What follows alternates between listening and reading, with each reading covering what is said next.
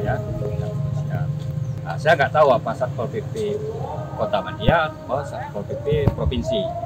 Pihak kepolisian juga tidak tahu apakah dari pihak Polresta atau pihak Polda. Jadi mereka datang, kemudian memaksa dirinya untuk masuk ke dalam pekarangan rumah ini, ya. Lalu warga menolak dan kita mempertanyakan atas dasar apa dia datang, ya, siapa yang membuat perintah. Ternyata mereka tidak menunjukkan surat perintah. Mereka pertama-tama mengatakan ini dari Dekan FKIP, yang kemudian katanya ini dari program Pasca FKIP. Baru kemudian ini pihak rektorat.